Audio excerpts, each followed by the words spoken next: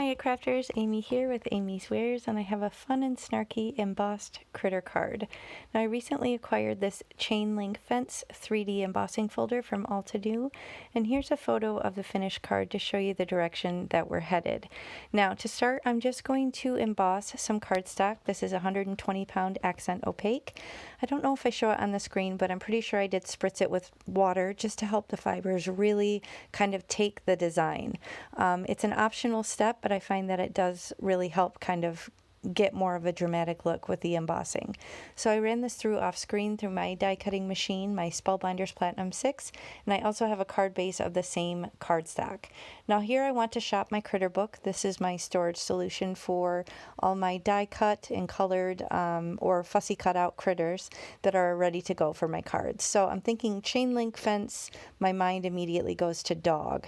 So I have these cute puppers from a Simon Hurley set, and this one with the little green mohawk. I actually kind of custom made that way to look like my dog Yoshi because he often has a green mohawk.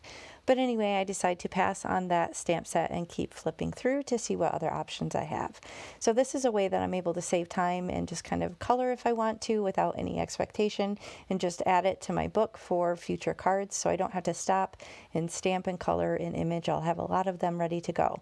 So here, when I was trying to trim something up, I ended up kind of butchering it. My paper trimmer was not cooperating, and so I ended up making it a square card, which I almost never ever make, but I didn't want to waste the embossed panel or the card base, so I just improvised. And I have a couple simple strips here from Tailored Expression that are nice and snarky. They're white heat embossed on black cardstock, and I have this other doggy stamp. This is also from Simon Hurley, but it's from a different stamp set. And if anything is available, I will link it in the video description box below if you expand and scroll down. But basically, I just popped up that little sentiment strip with a thin piece of foam tape, which I get from Amazon. I'll link that as well. And I'm using some liquid glue just to kind of put the little pupper schnoodle down right on the strip of cardstock. So it's right in the middle. Pretty simple design. I have this other snarky sentiment to go on the inside. Same thing with black and white heat embossing. And then I'm just going to add some blingage to the front of the card. I have some clear resin droplets. I'm just going to put those down in odd numbers and a smattering across the front of the card.